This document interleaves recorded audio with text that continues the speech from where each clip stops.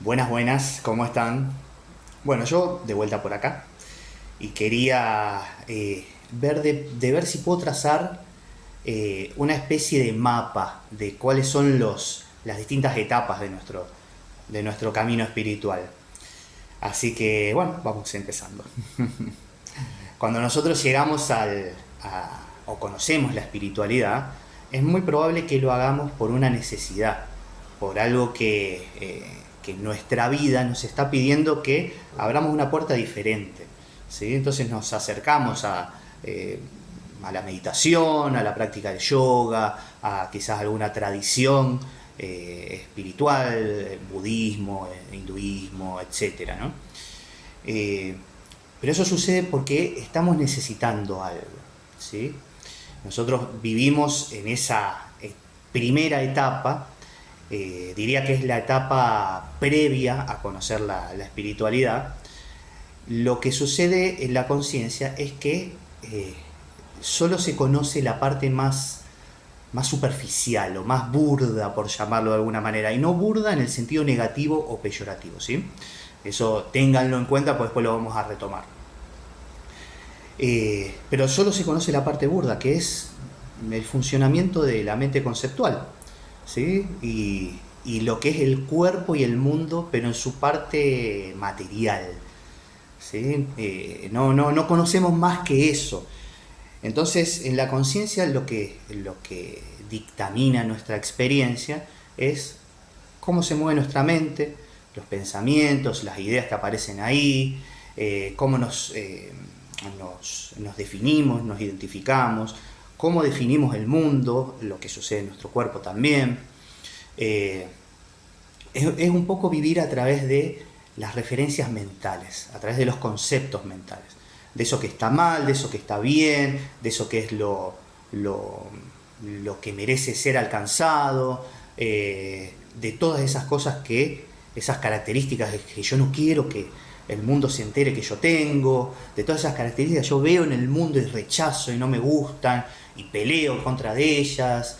Hay una identificación total con el mundo conceptual, ¿sí? Por eso es muy común que tengamos ideologías muy fuertes, muy sostenidas, y que las tomemos como nuestra propia identidad. Si el que está en contra de nuestra ideología nos, nos la critica, es muy probable que lo sintamos en carne propia, que sintamos que la crítica va hacia nosotros como seres, digamos, ¿no? Hacia mi propia identidad y no hacia la idea en sí misma, ¿sí? Bueno, lo mismo con el cuerpo material, todo lo que tenga que ver con lo que lo afecta, también es un poco lo que dictamina nuestra realidad. Y bueno, y nuestra situación en el mundo, ¿no? Así que nuestra experiencia está muy relacionada con eso, con lo más superficial de, en nuestra conciencia, ¿no? Pero eso nos genera tanto conflicto que eventualmente nosotros vamos a buscar una respuesta a eso, ¿sí? Eh, y esa respuesta muchas veces llega en el camino espiritual, ¿sí? Así que en ese momento, cuando nosotros quizás encontramos la meditación, empezamos a meditar, es muy probable que notemos un alivio, notemos algo nuevo, algo hermoso, algo que no sabemos muy bien cómo dilucidar. Y más si hacemos un proceso entero en ese sentido, no si lo tomamos como bueno, una partecita más en nuestra vida, así como no sé, ir al gym, comer sano y ese tipo de cosas, ¿no? Eh, Sino como que en verdad nos metemos en lo que nos ofrece ese proceso de lo espiritual. Entonces ahí empezamos a notar, como les decía, algo diferente, algo que no es eso único que permeaba toda nuestra experiencia, que es lo mental y el cuerpo material y físico en relación al mundo también, material y físico, ¿no? Y ahí es donde empezamos a notar que también se conjuga nuestra atención. Nuestra atención está muy relacionada, o es parte de cómo experimentamos todo eso, ¿sí? La meditación, especialmente en nuestro acercamiento a ella o en su parte inicial, es muy probable que lo hagamos a través de técnicas, ¿sí? Y esas técnicas, en algún punto nosotros la vamos a tomar para que controlen nuestra atención, ¿sí? Vamos a tratar de pensar quizás, no sé, nuestros mantras en oposición a los pensamientos que aparecen, ¿sí? Veo que aparecen pensamientos negativos y bueno, yo voy a tratar de poner el mantra ahí en el medio para enfocarme, para que la atención no se centre en los pensamientos negativos, sino que se centre en un pensamiento quizás superador, ¿no? O voy a estar a lo mejor tratando de notar cuando mi atención se va hacia esos pensamientos que me hacen sufrir, esos recuerdos dolorosos, y cuando vea que mi atención se va hacia allí, quizás la traiga de vuelta y la centre en el cuerpo y trate de hacer que entrenar a mi atención para que aparezca ahí. Es un poco una etapa de encontrarte con algo nuevo. La atención es algo nuevo para nosotros en esa etapa, no la conocíamos antes, porque es como si estuviéramos viviendo solamente en la etapa final de la atención, ¿no? Lo que la atención está apuntando, que es básicamente el movimiento de la mente, de las sensaciones del cuerpo, de la información que nos llega del mundo, ¿sí? Pero ahora es como si estuviéramos haciendo como una profundización en nuestra experiencia de la realidad. Ahora ya conocemos que hay atención en el medio, ¿sí? No está solamente en nuestra experiencia lo que vemos, sino que también está algo que ve, ¿sí?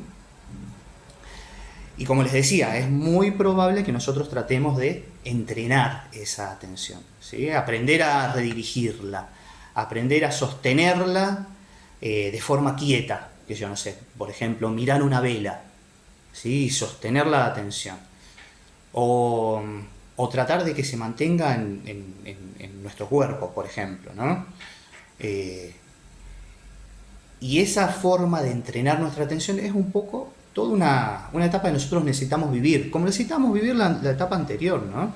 Es todo parte de la maduración del ser, el vivir etapas, el vivir los procesos en su totalidad, porque el proceso mismo me va a pedir algo nuevo, ¿sí? Cuando yo empiezo a notar que mi experiencia es limitada, es sufrida, me va a pedir algo nuevo, y ahí es donde paso de esta primera etapa a la segunda, en donde quiero encontrar respuestas, ¿no? Y ahí no solo reconozco la atención, sino también reconozco que hay como sensaciones sutiles que parecen ir más allá de lo físico, ¿sí? De lo material, ¿sí? Empezamos a notar que hay sensaciones expansivas en nosotros, ¿sí? Movimiento energético, ¿sí?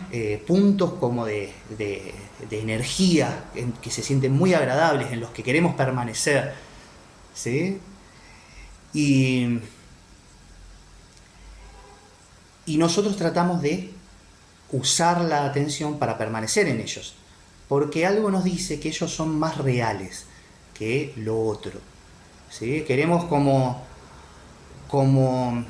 tratar de vivir nuestra vida desde ese lugar, desde mi conexión con mi corazón, por ejemplo, ¿sí? O de esa experiencia que siento acá en el pecho, que se abre, o que se siente silenciosa, o que se siente en paz, ¿sí? Entonces quiero permanecer en ella, quiero que ella se mantenga, porque se me va, ese es el tema. Así como aparece, yo no la había conocido nunca, la descubro ahora en esta segunda etapa del conocimiento de la realidad, así como aparece se va, ¿sí? Porque todavía vuelven las sensaciones físicas, todavía vuelven mis recuerdos, esos conflictos que suelo tener, ¿sí? Es muy probable que yo ahora quiera profundizar en eso y haga todo un proceso que tenga que ver con el trabajar un poco también mi psicología, trabajar mi sistema emocional, ¿sí? Y es en ese trabajo que yo estoy teniendo de conocerme a mí mismo, cuando antes solo conocía lo externo, inclusive la cara externa de mí. No me conocían a mí como en mis características, sino conocía un poco la proyección de ellas en el mundo o en las relaciones, ¿sí? Y es muy probable que esa experiencia se empiece a estabilizar, ¿sí? Ya ahora tengo más capacidad de manejar mi atención y de reconocer las experiencias sutiles, energéticas, quizás, no sé, en mi vida cotidiana, ahora me experimente un calorcito en el pecho y pueda moverme en eso, ¿sí? Pero eso también en algún punto nosotros lo vamos a explorar en su totalidad, pero nos vamos a dar cuenta, eventualmente, de que quizá algo nos pide como algo más, ¿sí? Y eso es muy sutil, ya no es tan evidente como lo era en el paso de la primera a la segunda etapa, ¿sí? Que era el sufrimiento lo que me pide algo nuevo. Ahora me siento bien con mi vida. Hice todo un proceso hermoso de conocerme, de a lo mejor de encontrarme con conflictos no resueltos en mí, haberlos resuelto. Me he conectado con una profundidad hermosa de expansión, de energía, experiencias espirituales, que yo antes, no sé, quizás a lo mejor las leía, no sé, los libros que le pasaban a los santos, ¿sí? Y puedo vivir mi vida ahí, puedo permanecer mucho ahí, ¿sí? Necesito explorar, es verdad, necesito explorar cada estado. Como les decía antes, así es como la maduración del ser se da, ¿sí? Pero en este caso es ese paso hacia una tercera etapa, o lo que yo llamo la tercera etapa, empieza a ser muy sutil, porque no hay nada que me obligue en algún punto, ¿sí? No es el sufrimiento que me está queriendo, que estoy necesitando sí o sí encontrar algo nuevo, ¿no? Me siento bien en mi vida. Entonces, es necesario que algo en nosotros se empiece a sentir como que busca una verdad, como que reconoce que esto que estoy viviendo no contiene la verdad de todo, ¿sí? ¿En qué sentido no contiene la verdad? En el sentido de que las experiencias espirituales también se me van. Yo no vivo en experiencia espiritual en esa segunda etapa, ¿sí? Es como que vivieran y se fueran. Pero mi idea de cómo es profundizar en el camino espiritual, la idea errónea que yo tengo en ese momento es que yo necesito sostener esas experiencias. Necesito aprender a sostenerlas, que no se me vayan, porque ellas son la verdadera. Esa experiencia expansiva es lo verdadero. Esa energía espiritual que aparece en mí es lo verdadero. Esa atención que en algún momento logro aquietar es lo verdadero. Pero eso se me va, se me escurre. Cada vez que parece que lo tengo, se me escurre. Y en algún punto yo empiezo a sentir que es una falta propia. Es que yo no estoy disciplinándome lo suficiente. Es que yo no estoy esforzándome por mantenerme ahí. Es que yo no tengo, no sé, la inteligencia suficiente para reconocer cómo ese proceso se hace. ¿Sí? Pienso que si le pongo más esfuerzo, quizás lo logre, ¿sí? Pero eso no va desde ese lado. Puedo explorarlo hasta el punto de notar de que no es posible. Eso se me va a ir sí o sí porque es su naturaleza, moverse, ¿sí? Se mueve tal como los pensamientos se mueven tal como los estados emocionales se mueven, como las situaciones que yo vivo en el mundo se mueven, como lo que pasa en mi cuerpo se mueve, todo se va moviendo. La energía no es algo estático. Todo lo que es experiencial necesita movimiento, no puede ser algo constante, porque si no, no sería experiencial. Entonces, algo en mí empieza a querer ver qué más hay. Algo en mí me llama a ver qué es lo verdadero en esta experiencia que yo vivo, ¿sí? Ya sé que no es lo burdo, pero en algún punto empiezo a saber que tampoco es lo espiritual, tampoco es lo energético. Y ahí es donde pasamos a la tercera etapa. Y en esa tercera etapa lo que sucede es que yo aprendo no a controlar mi atención, no a dirigirla, no a sostenerla, sino a dejarla descansar. ¿sí? Y eso es fundamental. Es como si mi mirada descansara. En algún punto empiezo a notar que mi mirada puede estar en descanso, aun cuando mi atención se está moviendo, está respondiendo a lo que pasa en mi mente, está respondiendo a lo que pasa en mi cuerpo, está respondiendo a mis hábitos de búsqueda quizás. Quizás yo estoy acostumbrado a buscar la conciencia, a ser un buscador espiritual, a buscar las sensaciones espirituales, las sensaciones energéticas, porque las relaciono con lo verdadero, lo espiritual, y quizás todavía aparecen esos movimientos o esas reacciones, ¿sí? Pero la mirada quieta, o la mirada en descanso, no está reaccionando. Lo que reacciona es la atención. Lo que se mueve son los pensamientos. Lo que se mueve es la energía, ¿sí? Son las sensaciones físicas, la información que me aparece de mis sentidos. Todo eso está en movimiento. Y la atención que las reconoce también, ¿sí? También se mueve la atención. Nunca deja de moverse. No puedo sostenerla la atención. No hay una forma de controlarlo, ¿sí?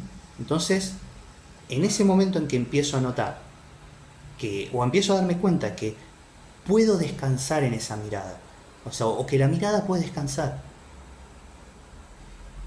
es como si en algún punto yo dejara ir todo lo que yo conocía acerca de la espiritualidad. Ya quizás deje de meditar a través de técnicas, ¿sí? Deje de usar técnicas, porque las técnicas me sirvieron en su momento para reconocer esta segunda etapa, para reconocer sensaciones sutiles que no se notan en lo burdo, ¿sí? Pero ahora ya no necesito controlar eso. Entonces puedo dejar ir las técnicas, puedo dejar ir lo que conozco de la espiritualidad, todo lo que aprendí, todas las creencias que incorporé acerca de cómo se hacen las cosas, cómo hay que comer, cómo hay que rezar, cómo hay que meditar, cómo hay que vestirse, cómo el Buda consiguió la iluminación, que ahora voy a usarlo justamente como ejemplo, o cómo Jesucristo daba desde el amor, ¿sí? Porque todo eso no es mi experiencia, es algo que yo estoy tratando de imitar, ¿sí? Entonces la mirada en calma, la mirada quieta, la mirada que descansa, que está relajada, que no es lo mismo que el cuerpo esté relajado, que la mente esté relajada, que la atención esté relajada, sino que la mirada es como si fuera el origen mismo de la atención. La atención en su parte externa está en movimiento, está respondiendo a la experiencia, ¿sí? Pero en su origen no está en movimiento, nunca está en movimiento. Es como si fuera un descanso en la nada misma, ¿sí? Entonces, en ese permanecer, en esa mirada en calma, es como si pudiera ver todo el teatro de la realidad, todo el teatro de la existencia, el movimiento, todo se mueve, ¿sí? Es como si todo surgiera y todo eso fuera el ser en la experiencia. Pero no es que hay algo que lo está controlando, no es que yo estoy haciendo todo eso. Eso es lo que se expresa desde esa mirada en calma, es lo que surge de ella, ¿sí? Es como si en algún punto nosotros hubiéramos estado en la superficie misma de la realidad, en la primera etapa, esa etapa burda, digamos. Y hubiéramos descendido en la profundidad de la realidad en la segunda etapa, pero estuviéramos todavía ahí a mitad de camino, ¿sí? Todavía nuestra visión es parcial ahí, ¿sí? No nos alejamos lo suficiente como para mirar todo. Y esa mirada en calma, que permite que el movimiento se dé, es como si estuviera en el origen mismo, ¿sí? Porque puede ver cómo todo está en movimiento, cómo la realidad está en despliegue constante. Y ahí es donde puede reconocerse como el espacio mismo en donde todo eso sucede, ¿sí? O sea, es un reconocimiento de la profundidad total de la realidad y no de niveles de la realidad, ¿sí? Ahí es donde se reconoce la verdad. Cuando uno está mirando todo ese teatro, se puede reconocer que estoy mirando desde el punto más lejano, o más o más completo todo esto que está pasando. No hay nada detrás. Antes sí había detrás, por eso se sentía raro esta segunda etapa, se sentía que faltaba algo, por más que esté todo bien en mi vida, ¿no? Todavía es como que algo falta, porque hay algo más de mí que todavía no conozco, ¿sí? Como que si tuviera algo detrás. Y en esa relajación es como si ¿cómo decirlo? Es como si cayéramos directamente, como si nos entregáramos, nos dejáramos hundir y permanecer en ese fondo presente que es justamente desde lo que completa, digamos, nuestra experiencia de la existencia. Es muy difícil hablar de eso, por eso por ahí me trabo cuando quiero comunicarlo con palabras. Pero bueno, justamente quería hacer una comparación, un paralelismo con lo que es la iluminación del Buda, ¿sí? Entonces, bueno, lo voy a hacer medio resumido, porque, bueno, generalmente se conoce cuál es toda la historia del Buda, ¿no? Entonces el Buda era un príncipe, un príncipe importante, muy opulento, que vivía en un palacio en donde simplemente todo estaba perfecto. Todo era riqueza, todo era alegría, todo funcionaba bien, ¿sí? Cuando él sale, él no podía salir de su palacio, pero cuando él sale, pide para salir porque algo le llama la atención de lo que está pasando afuera de las murallas de su palacio, él encuentra que hay cosas que él no conocía, como por ejemplo la enfermedad, la muerte, la vejez, el envejecimiento. Él encuentra una seta, que eran los meditadores vagabundos de esa época, y ahí él decide irse del palacio, porque en algún punto él comprende que hay algo de la realidad que es como que está cortado en su vida, ¿sí? Es como si no estuviera experimentando la realidad en su totalidad, está experimentando una partecita de la realidad, ¿sí? Una partecita como ilusoria, como si fuera una fachada de la realidad, ¿sí? Entonces él sale, se va del palacio, se hace asceta, porque en algún punto él se sintió tan tocado por eso que vio, que quiere ver. Se dice como que él quiere solucionar el sufrimiento, pero en algún punto tiene que ver con conocer la totalidad de la realidad, ¿sí? Porque hay partes que él no conocía, hay aspectos que él no conocía, entonces en algún punto él le genera esa curiosidad. Pasa años como asceta, en donde solo medita, en donde mortifica el cuerpo, ¿sí? Piensa que todo lo que tenga que ver con el cuerpo o con la mente necesita ser negado, necesita ser vencido, porque eso es lo que produce sufrimiento, ¿no? O sea, todo lo que tiene que ver con el cuerpo y con la mente. Pero en un punto él está a punto de morir porque no come, porque comía como un grano de arroz al día, y al verlo así sin energía, moribundo, una mujer o una niña, no me acuerdo, le ofrece arroz con leche y él come, y en ese momento él comprende de que no está, eso que él busca no está en los extremos, ¿sí? No es ni lo primero, ni esa fachada que vivía en el palacio, pero tampoco es lo otro, la negación de lo mundano, la negación del cuerpo, de la mente, ¿sí? Entonces comprende que hay un punto intermedio entre los dos. Y esa comprensión lo hace sentarse bajo un árbol y empezar a meditar. En esa meditación, esta es mi interpretación de lo que sucede ahí, ¿sí? En esa meditación aparece un demonio que se llama Mara. Ese demonio es como la personificación de toda esa realidad ficticia, o de esa realidad formada por los sentidos y por los conceptos mentales, ¿sí? Entonces, lo primero que hace el demonio es atacarlo con sus ejércitos. Le tiran flechas, Pero el Buda permanece en meditación. ¿Qué es lo que sucede? Él está en el punto intermedio ese que decía. Es como si... Vamos a hacer un paréntesis acá, ¿sí? Es como si en algún punto él hubiera estado viviendo al principio solo a través de su mente y de su cuerpo. Lo que conocía era lo que le mostraba el mundo. Él tenía un mundo muy acotado. La mayoría de nuestras realidades no es así, ¿sí? Pero ese momento del palacio del Buda es lo que simboliza un poco esa primera etapa, porque lo único que se conoce es eso, es lo que me está ofreciendo el mundo. Y mi interpretación de eso, la interpretación mental de eso, ¿sí?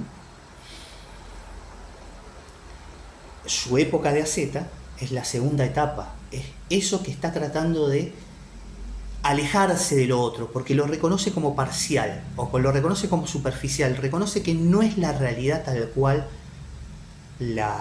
es, ¿sí? Abandona eso, pero la niega, ese es el tema. En algún punto él la niega, intenta sostener lo otro, intenta ir en contra de esa realidad que es percibida como errónea, para encontrar una realidad verdadera, ¿sí? Y es un poco lo que simboliza esa segunda etapa, que es la del buscador espiritual, ¿sí? En algún punto nosotros estamos tratando de sostener lo espiritual, porque nosotros pensamos que lo espiritual es más real que lo burdo, que toda esa realidad que está basada en el mundo, en el cuerpo, en la mente, ¿sí? Entonces como que inclusive hasta sin darnos cuenta estamos en oposición a ella, ¿sí? En el ejemplo del Buda era extrema esa oposición. Pero cuando nosotros estamos tratando de sostener nuestra atención, estamos tratando de sostener las energías espirituales, decir, esto es mi conciencia, esto que siento dentro de mí, lo que estoy haciendo es un poco eso, es un poco pensar que esa realidad tiene más peso que la otra, ¿sí? Y el punto medio del Buda es justamente algo, es la visión correcta de la realidad. Así que ahora retomo esto que les decía, cuando el Buda está siendo atacado, un menjunje le estoy haciendo, espero que se entienda. Cuando el Buda está siendo atacado por este ejército del Mara, su mirada permanece en relajación, ¿sí? Y a esto es lo que me refería antes. ¿Qué puede estar pasando dentro del Buda? Y esto, como les aclaré antes, es mi percepción o mi interpretación, ¿no? Es muy probable que aparezcan pensamientos de miedo en el Buda. Es muy probable que se sienta amenazado, que su cuerpo se tense quizás, ¿sí? O reaccione, tenga reacciones ante ese miedo percibido, ¿sí? Pero el Buda no está diciendo no, eso no es real, vamos a volver a la conciencia. Tampoco está diciendo no quiero que mi atención se centre ahí, vamos a traerla de vuelta o vamos a redirigirla hacia otro lugar. Se da cuenta que la atención es parte del movimiento. La atención puede estar moviéndose hacia el pensamiento, puede estar reconociendo las sensaciones que están pasando, pero la mirada sigue en relajación, la mirada está en descanso. ¿Qué quiere decir eso? Que el Buda está en su origen en ese momento, a pesar de no haberlo reconocido todavía, como vamos a ver. ¿Qué es lo que sucede? Cuando Mara ve que no hay reacción de parte del Buda, cambia la estrategia, ¿sí? Entonces ahora le ofrece a sus hijas hermosas, que lo van y lo seducen. ¿Qué puede estar pasando dentro del Buda? Siddhartha en ese momento, ¿sí? Todavía no el Buda. ¿Qué puede estar pasando dentro de él? Quizás se sienta atraído por esas, quizás les resulte, se active su cuerpo, esa sensación de atracción, de que esto es hermoso, de que esto me llama la atención. Y su atención también se puede ir a eso, a lo placentero, a lo que puede obtener. Pero su mirada sigue en descanso, hay algo que no se mueve ahí, hay algo que no está resistiendo lo que pasa, no está controlando tampoco, no está diciendo, seleccionando, no está diciendo esto está bien, esto está mal, esto es espiritual, esto es burdo. No, está en ese origen, en esa mirada en descanso, ¿sí? Esa mirada está entregada, no está haciendo esfuerzo para sostenerse. Está suelta, ¿sí? Es como si se estuviera dejando caer, como si está en su origen. Cuando Mara ve que eso tampoco funciona, ¿qué es lo que hace? Lo hace dudar. Le dice, ¿y vos por qué pensás que tenés derecho hacia a la iluminación, a eso que es lo más elevado? ¿Sí? Y esa es la duda. Como lo primero, ese ejército que lo ataca es la amenaza, esa amenaza percibida. Lo segundo es eso que nos llama la atención de lo externo, lo que pensamos que podemos conseguir en lo externo. Lo primero es lo que queremos evitar, lo que resistimos de lo externo, ¿sí? Y de lo externo no me refiero solo al mundo, me refiero a lo que pasa en mi mente también, me refiero a lo que pasa en mi cuerpo. Y lo segundo lo mismo, es lo que quiero del mundo, lo que quiero que el mundo me dé. Pero no solo el mundo, sino también lo que quiero mi cuerpo me dé, o la espiritualidad me dé, ese placer espiritual, ¿sí? Que me da la energía espiritual. O, no sé, lo que me da el conocimiento mental, ¿sí? Hay algo que yo quiero de eso. En lo tercero está la duda, ¿sí? El todavía no tener certeza de qué es lo verdadero. Y eso es lo que le presenta Mara al Buda, como esa prueba final, por llamarlo de alguna manera. ¿Y el Buda qué es lo que hace? El Buda permanece en esa mirada relajada, ¿sí? En ese descanso. Pero hay algo en él que se mueve y toca la tierra. Y en ese momento la tierra tiembla.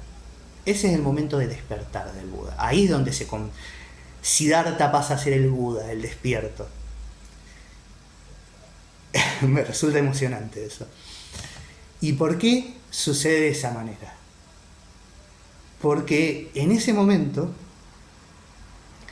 es el momento en que él reconoce que ahí donde está establecido, eso es lo verdadero, y que siempre estuvo ahí, que siempre fue eso.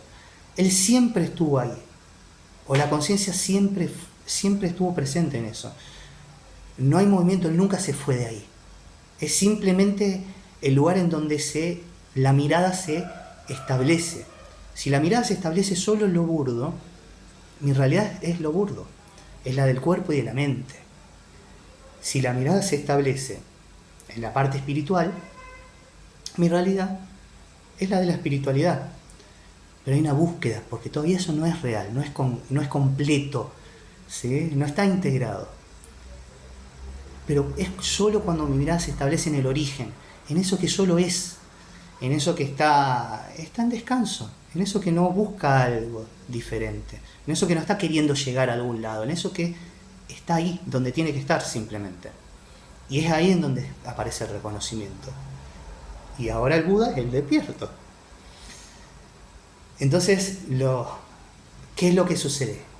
Hay una visión total de la realidad, no hay una visión parcial, no hay una visión selectiva de la realidad. Ahora es una visión completa, totalizada. ¿Sí? Entonces, nosotros tenemos que darnos cuenta, o permitir que nuestros procesos en cada una de estas etapas maduren por completo, vivirlos en su totalidad, porque naturalmente va a surgir algo que nos lleve a la otra etapa, por llamarlo de alguna manera, ¿sí? Y en esto quiero aclarar algo, quiero decir que no lo tomen como creencia a esto, ¿sí? O que no lo tomen como si fuera, no sé, una técnica de la mente. Ahora se hace así, ahora lo puedo hacer así. No, porque esto es una descripción, simplemente. No es la realidad misma. Es la manera en que uno encuentra a través del lenguaje transmitir lo que no es transmisible, ¿sí? Así que, bueno, eso es lo que quería compartirles hoy. Se alargó un montón, pero espero que les sea útil. Les mando un abrazo.